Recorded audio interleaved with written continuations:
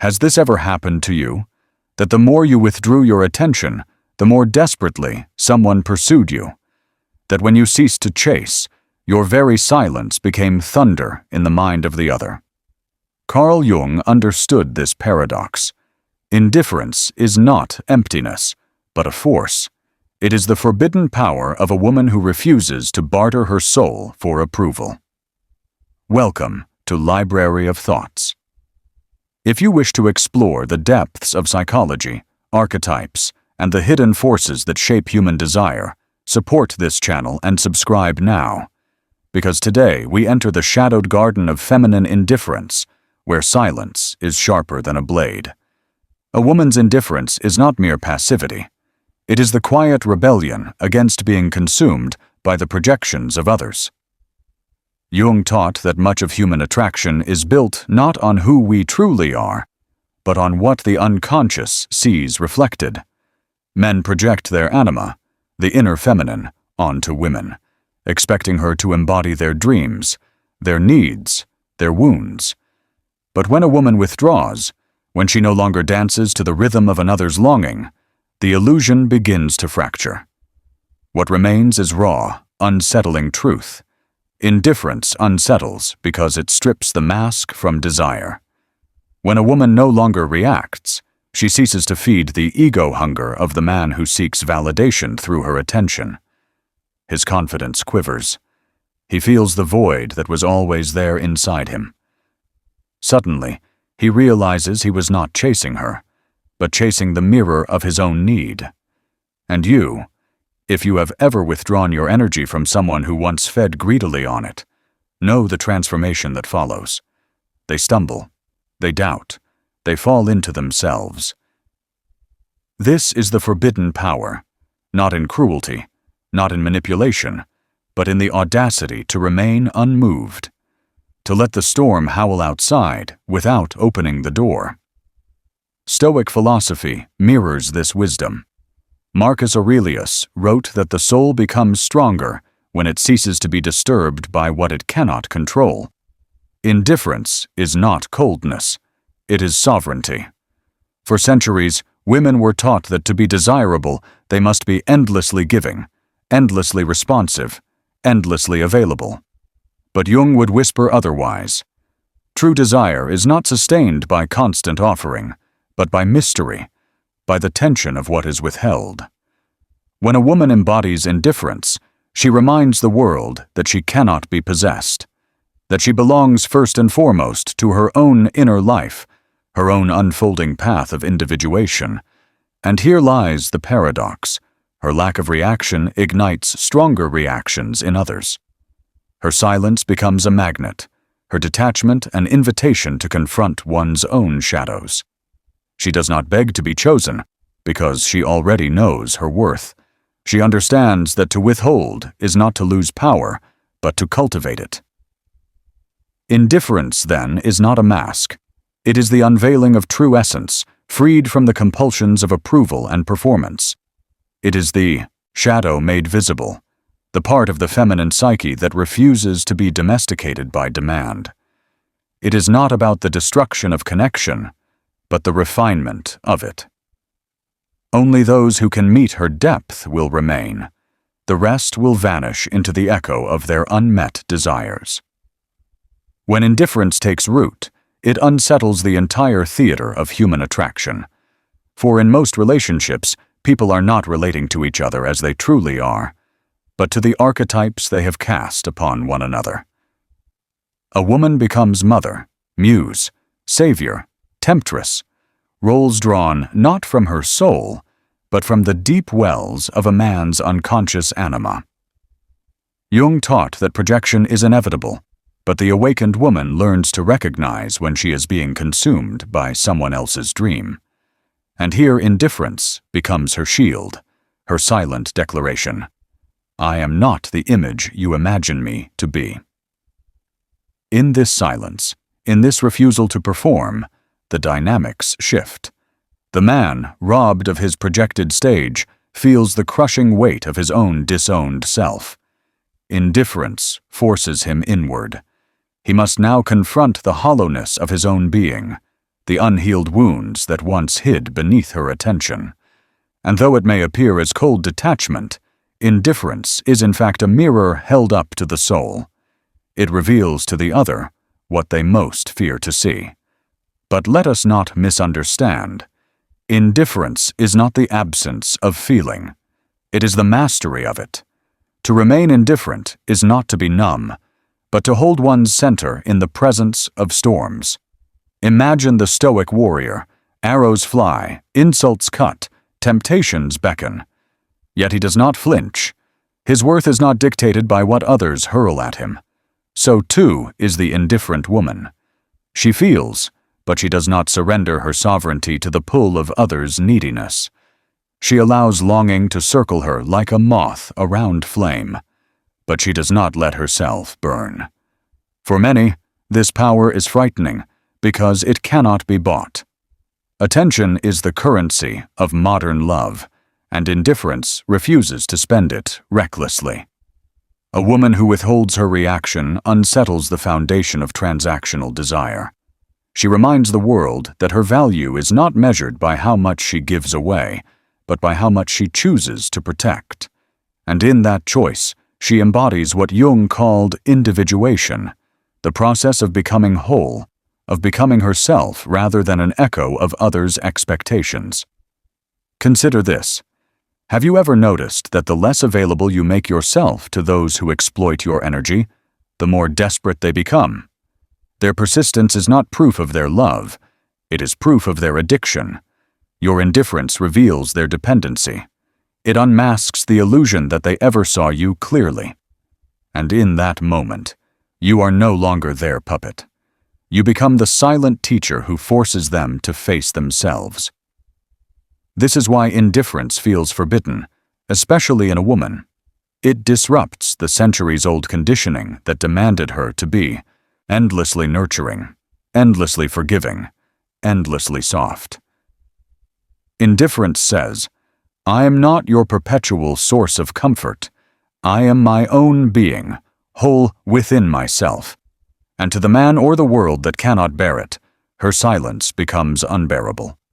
They mistake her refusal for cruelty, when in truth it is liberation. Indifference is often misunderstood as rejection, but in truth it is refinement. It separates the essential from the trivial, the genuine from the needy, the man who truly seeks depth from the one who only seeks validation.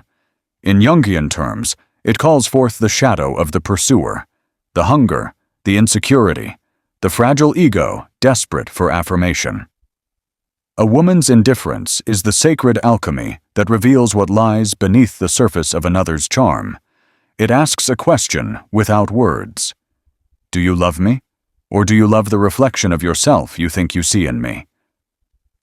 The shadow hates indifference because it thrives on attention. Without reaction, projection collapses. What once felt like control dissolves into uncertainty.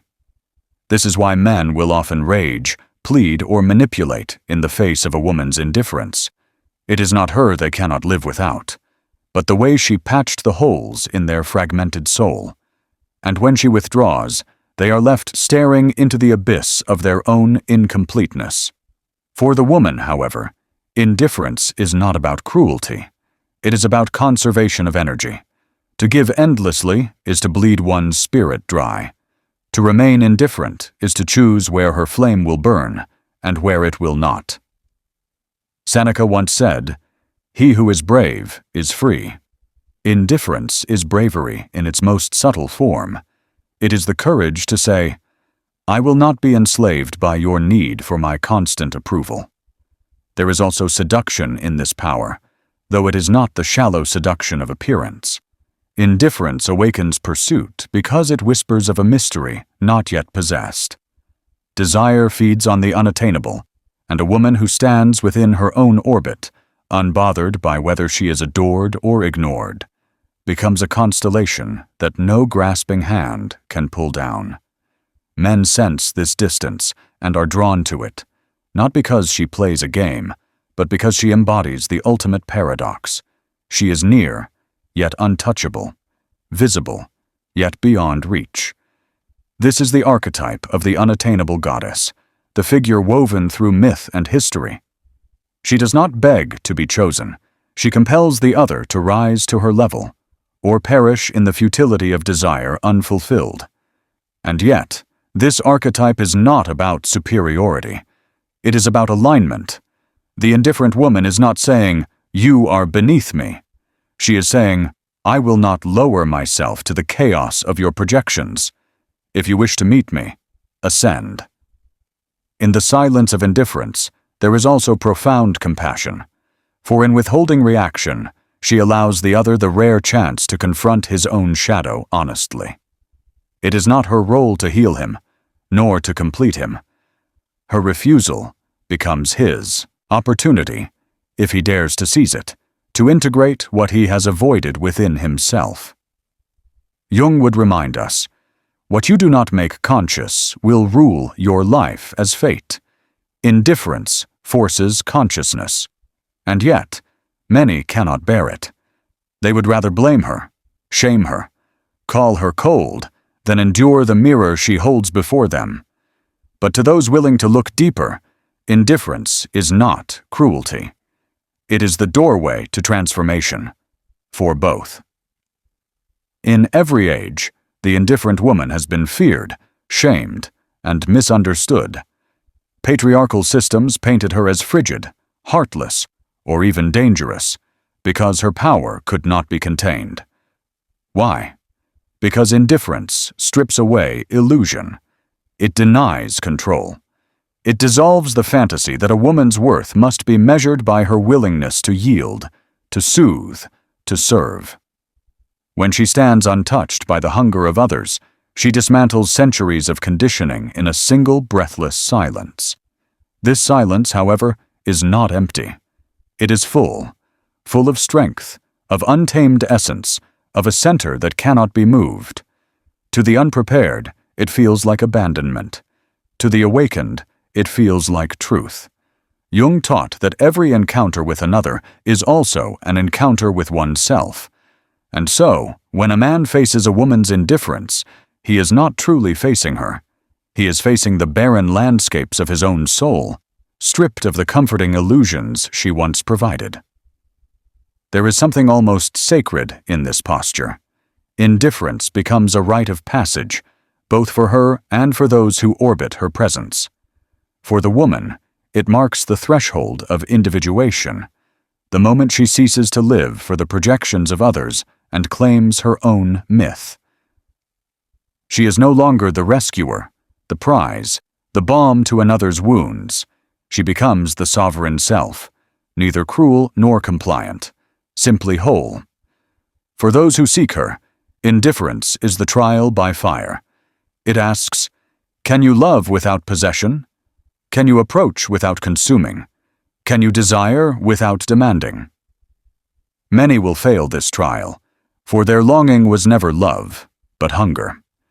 They cannot stand before someone who does not feed their need. And so, they retreat, leaving the woman untouched, her energy unbroken, her path unbent. To you listening now, consider what this means in your own life. How many times have you given yourself away, piece by piece, to keep someone close?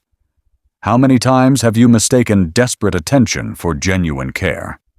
And what happened when you finally pulled away, when you allowed yourself the forbidden luxury of indifference? Did you see the truth unveiled? Did you watch masks fall, voices crack, and neediness reveal itself for what it truly was? This power is not about arrogance, but about balance. The Stoics remind us, freedom comes when we control what is within our power and release what is not. Indifference is the practice of this wisdom in the realm of the heart. A woman cannot control who desires her, who projects upon her, or who begs for her attention. But she can control the gates of her own energy. She can choose not to be consumed. She can choose to let silence speak louder than sacrifice. And perhaps this is why indifference feels so forbidden, because it is freedom in its purest form. A freedom that frightens those who would rather cling to illusion than face themselves. Yet for the woman who embodies it, indifference is not a cage. It is the key. There is a haunting beauty in the figure of the indifferent woman.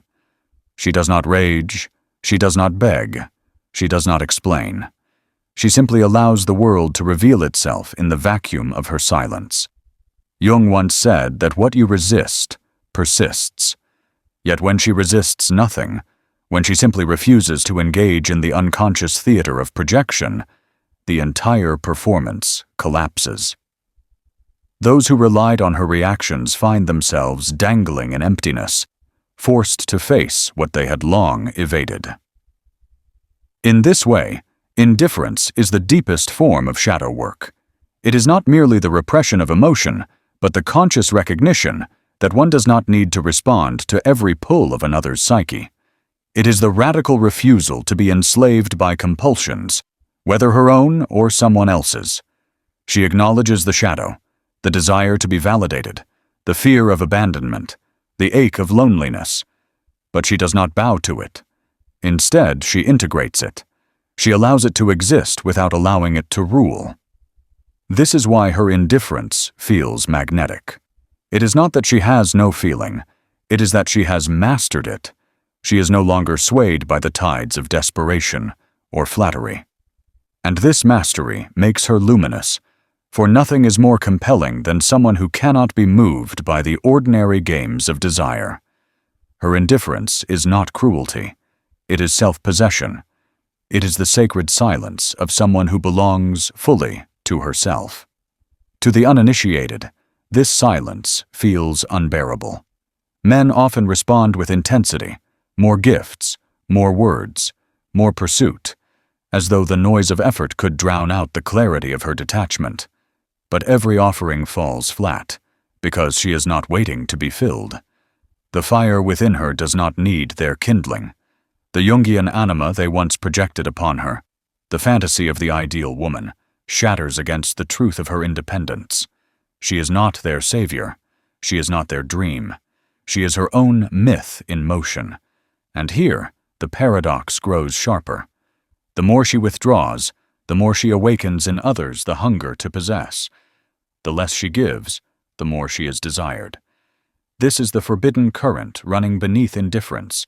It triggers the rawest instincts, because it denies the very fuel that most relationships unconsciously run on: attention. To the one who seeks her, every silence becomes an unanswered riddle, every absence a roaring presence. And so they chase, not because she promises fulfillment, but because her refusal to be consumed awakens in them the terror of their own emptiness. But listen closely. Her power is not in playing a game. It is not in withholding for the sake of manipulation. The moment indifference becomes a performance, it loses its essence. Its true power lies in authenticity. She does not react because she has no need to.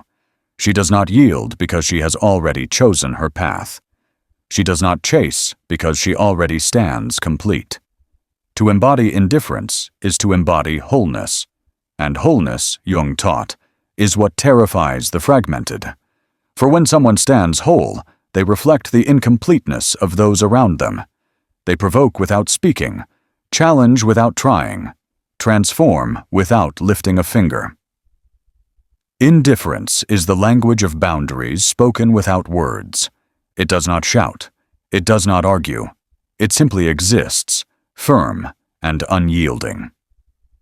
A woman who embodies this quiet power no longer bargains with her worth.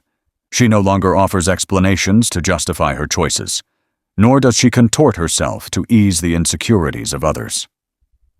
In her silence lies the lesson.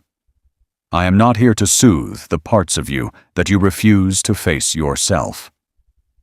Carl Jung would remind us that the unconscious resists growth until it is confronted by what it cannot control. And nothing is more uncontrollable than indifference. You cannot plead with it, cannot guilt it, cannot lure it into reaction. It is a mirror that remains still no matter how wildly one thrashes before it. The man who encounters this finds himself stripped bare. No amount of persuasion can coax her into the role he unconsciously assigned her. He must either confront his own shadow or retreat into bitterness. For the woman, this posture is liberation. She is no longer caught in the endless cycle of giving to be loved, sacrificing to be chosen, or softening herself to be accepted. Instead, she rests in her own gravity.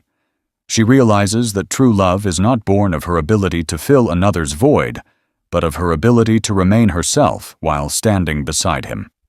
If he cannot stand in that presence without demanding more, then he is not meant to remain. And yet, her indifference does not mean she is closed to love. Quite the opposite. Indifference clears the clutter of false attachments, leaving space only for what is real. The shallow suitors vanish, the manipulative falter, the insecure retreat. What remains is rare. The one who does not fear her silence, the one who does not require her to perform, the one who seeks not to possess, but to witness her as she truly is. Only such a man can approach, for he comes not with demands, but with presence. This is where Stoic wisdom entwines with Jungian depth. Epictetus taught that freedom comes from distinguishing what is within our control from what is not. A woman's indifference is the embodiment of this wisdom in her relationships. She cannot control the hunger of others, their projections, or their judgments. But she can control her response. She can choose to remain unmoved, to withhold her energy, until it is truly met with honor. And so indifference becomes not a wall, but a gate. It does not lock her away from love. It filters love, refining it through silence. Only what is strong enough, deep enough, and real enough will pass through. The rest dissolves, like shadows chased away by the rising sun. Her indifference, then, is not the absence of passion. It is the preservation of it. She does not squander her fire on those who cannot hold its heat. She keeps it for herself, and for the rare soul who approaches without trying to steal it. There is a profound paradox at the heart of indifference. It wounds, yet it heals. To those who crave her attention, her silence feels like exile. To the woman herself, it feels like homecoming. In Jungian psychology, this paradox is the very essence of individuation, the tearing away of masks, the death of false selves, and the birth of authenticity. For when she ceases to react, she ceases to betray herself. She no longer abandons her inner truth in exchange for temporary approval. She no longer makes a god of someone else's desire. She becomes sovereign, and sovereignty is dangerous to those who have built their worth upon domination. The world has long demanded that women yield, that they be pliant, forgiving, endlessly responsive. A woman who withdraws her reaction is perceived as rebellious, even sinful, because she dismantles the structures of power that feed on her compliance. Indifference is rebellion in its quietest form. It is the refusal to let the ego of another define her destiny. But let us look deeper, for indifference is not simply the act of ignoring, it is the act of discerning. It is choosing not to be dragged into the chaos of another's projections. It is the ability to hold space for one's own worth, even when surrounded by voices demanding she prove it. Jung warned of the danger of living in the projections of others. The woman who becomes only what others need her to be loses her soul. Indifference rescues her from this fate. It says, "I will not be your savior, nor your scapegoat. I will not dance to the music of your shadow. I will stand in my own silence until you face yourself." This silence has a sacred function. It teaches those who encounter it that love is not a transaction, that desire cannot be forced, that control is an illusion. When she withdraws, she invites the other into the wilderness of his own emptiness. He may resist, he may rage, but if he is willing, he may also awaken. For nothing reveals the fragility of the ego more than being met with indifference. It exposes just how much of what we call love is in fact hunger, fear, and unhealed wound. To you listening, reflect on this. How many times have you given in to the compulsion to answer, to explain, to justify, simply because silence felt too heavy to bear?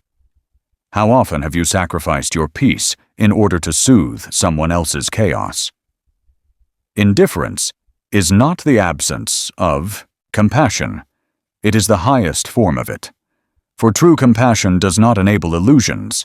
It awakens truth. By withholding her reaction, the indifferent woman forces others to see where their pain truly resides. And in this lies her forbidden power. She frees herself, and in doing so, she offers the possibility of freedom to others. Whether they accept it or not is not her concern. Her concern is only this: to remain whole, unbroken, untamed. Indifference, when fully embodied, becomes a kind of sacred detachment. It is not bitterness, nor cynicism, nor withdrawal from life. It is the art of standing in the world without being ruled by it. Jung would describe this as stepping out of the collective shadow, the place where unconscious patterns of need, control, and projection bind us into roles we never chose. A woman who becomes indifferent to these chains steps into her own myth, her own destiny, free of the compulsions that once dictated her every move.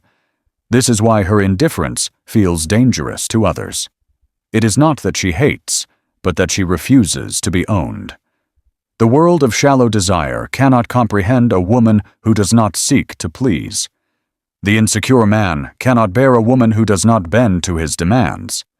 The wounded manipulator cannot tolerate a woman who does not feed his ego. Her silence, her refusal, her stillness, they are all daggers to the illusion that she can be controlled. But notice the paradox. This very indifference often awakens the deepest fascination. Men who once ignored her now feel haunted by her distance. Those who sought her validation now crave it like water in the desert. She has become, without trying, the forbidden fruit, the symbol of all that cannot be possessed. And yet, her indifference is not a game. She does not cultivate it to entice. She embodies it because she has no need to surrender her truth for attention. The Stoics called this state apatheia, not apathy, but freedom from disturbance. Marcus Aurelius wrote, "You have power over your mind, not outside events." Realize this, and you will find strength. A woman's indifference is the embodiment of this wisdom. She has power over her mind, her reactions, her energy. She does not hand it over to the whims of others. In this way, she becomes both untouchable and magnetic. Untouchable because she cannot be coerced. Magnetic because she radiates the rarest quality of all, self-possession. And here lies the hidden truth. Indifference does not kill love. It purifies it. What remains after indifference burns away false attachment is the kind of love that does not demand, does not control, does not cling.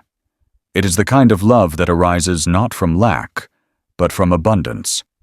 If a man can stand before a woman's indifference and not collapse into rage or despair, if he can honor her silence without trying to shatter it, then he too has touched freedom. He too has faced his shadow and survived. Indifference, then, is a filter. It sifts through the crowd of voices clamoring for her attention and leaves only those strong enough to withstand the silence. It eliminates the fragile, the manipulative, the needy, and allows only the whole to approach the whole. This is why it is forbidden, because it strips away illusions that most would rather cling to than lose. Yet for the woman who holds to it, it is not loss she finds, but clarity. There comes a moment in every woman's life when she recognizes that her silence carries more weight than her words, that her refusal to chase speaks louder than her declarations of love. In that moment, she enters the archetype of the sovereign feminine, the woman who belongs to herself. Carl Jung would say she has reclaimed her anima from the clutches of projection. No longer is she merely the image of another's longing. She is now the embodiment of her own essence. Indifference is the crucible in which this transformation is forged. It burns away the need to be chosen, the compulsion to be validated, the desperation to be seen. And in its place rises a woman who is unshakable. She is not moved by the applause of the crowd, nor by the absence of it. She does not inflate when praised, nor wither when ignored. Her center is her own. To the man who encounters her, this is both terrifying and intoxicating. Terrifying because his usual tools of control, attention, withdrawal, flattery, guilt, fall useless at her feet. Intoxicating because her very detachment awakens in him a hunger he cannot name. She does not bend, and so he is forced either to rise or to break. Her indifference becomes his mirror, and in it he sees both the limits of his own power and the vastness of his own emptiness. Yet for the woman herself, indifference is not about dominance. It is about peace. She has learned, perhaps through heartbreak, perhaps through years of self-sacrifice, that to give herself away for crumbs of affection is to starve her soul. She has walked the path of disappointment enough times to know no one else can grant her worth. Worth is not found in the gaze of another.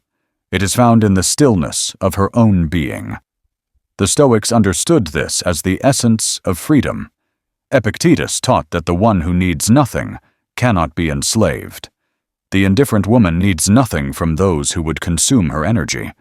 She desires, perhaps, but she does not depend. She loves, perhaps, but she does not beg. She cares, but she does not collapse. And this makes her formidable, because nothing is more ungovernable than a soul that has detached from the chains of external validation. Have you ever felt it yourself? The moment when you stopped answering messages, stopped explaining yourself, stopped rushing to prove your value. Do you remember how, at first, fear gripped you, that they would leave, that you would lose everything? And then came the deeper realization. Nothing of value can be lost by standing in your truth. Only illusions fall away. Only those who needed your submission vanish. What remains are those who can meet you as you are. Indifference, then, is not emptiness. It is fullness. It is the overflowing recognition that you do not need to chase because you are already whole. The forbidden power is simply this. When you no longer beg to be chosen, you begin to choose. Indifference is a kind of initiation, a threshold between the old self and the reborn self. Before crossing it, a woman often lives in the prison of external validation. Her sense of beauty, value, and purpose is dictated by how others respond to her. Every compliment becomes nourishment, every absence of attention a wound. She bends herself into shapes that are not hers, hoping to be seen, hoping to be loved. And yet, in this endless giving, she becomes invisible, even to herself. But then comes the rupture, a betrayal, a disappointment, a final exhaustion. Something within her refuses to keep performing. She steps back, withdraws her energy, and suddenly realizes the world does not collapse when she does not please it. The silence she feared becomes her sanctuary.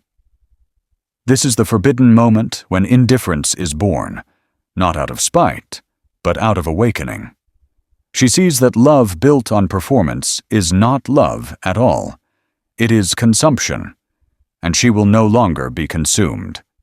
Jung called this the confrontation with the shadow, the moment when the illusions we once lived by dissolve and the raw truth stands naked before us. Indifference is a woman's way of confronting not only the shadow of others, but her own. For in her silence, she faces the fears that once ruled her, the fear of abandonment, the fear of being unworthy, the fear of being alone. She sits with them, breathes with them, and discovers that they cannot destroy her. And when fear no longer enslaves her, She becomes untouchable. This is why her indifference radiates such power. She is no longer driven by the compulsion to be needed. She has faced her aloneness and found it holy. And so, when she engages with others, it is not out of lack, but out of choice. She does not cling. She does not plead. She does not collapse into the arms of whoever offers attention. She waits silently until something worthy appears. And if it never does, she does not crumble, because she is already whole. Marcus Aurelius wrote, "The happiness of your life depends upon the quality of your thoughts." The indifferent woman has refined her thoughts into steel. She knows that her peace is hers to protect, and no praise or insult has the power to shake it. She walks through the world like a quiet flame, warming those who can stand in her presence, burning away those who cannot. To you who hear this now, consider what it would mean to stop begging for recognition, to stop molding yourself into shapes that do not belong to you. Consider what it would mean to withdraw from those who only take and never give. Indifference is not the death of love, it is the death of illusion. And in the ashes of the death, a stronger love can finally emerge. Because when you no longer need to be chosen, you awaken to the deepest truth. You are the one who chooses. Indifference, when fully embodied, becomes a quiet revolution. It is not loud, not violent, not theatrical. It does not shout its power, nor does it beg to be understood. Instead, it alters the atmosphere wherever it is carried. Those who once thrived on your reactions suddenly find themselves powerless. The manipulator loses his grip. The narcissist loses his mirror. The world that once fed on your need for approval realizes it has no fuel left to burn. This is why indifference unsettles people more than anger ever could. Anger, after all, still binds you to the other. It shows you still care enough to resist, to fight, to explain. But indifference severs the cord entirely. There is no reaction to feed on, no energy to exploit, just silence, just presence. And in that silence, your strength becomes undeniable. Carl Jung once said, "The privilege of a lifetime is to become who you truly are." Indifference is that privilege realized. It is the turning away from roles imposed by society, the pleaser, the savior, the endlessly accommodating giver, and the turning toward the authentic self. It is not about rejecting love or shutting the heart. On the contrary, it is about protecting the heart so that it may love more truthfully, more wisely, and without self-betrayal. For a woman, this shift often marks the passage from maiden to sovereign. The maiden seeks validation from the outside world. The sovereign grants validation to herself. She no longer fears the absence of attention, for she has discovered the vast kingdom within her own soul. In this kingdom, her worth is beyond negotiation. And once she knows this, her relationships transform. She no longer tolerates the half-hearted, the dishonest, the manipulative. She no longer accepts crumbs when she has learned she deserves the feast. Her indifference is not cruelty. It is discernment. It is the refusal to water what does not grow, the refusal to sacrifice herself on altars that never honored her. Marcus Aurelius taught, "If it is not right, do not do it. If it is not true, do not say it." The indifferent woman applies this ruthlessly to her life. If it is not love, she does not entertain it. If it is not respect, she does not accept it. If it is not aligned with her soul, she does not pursue it.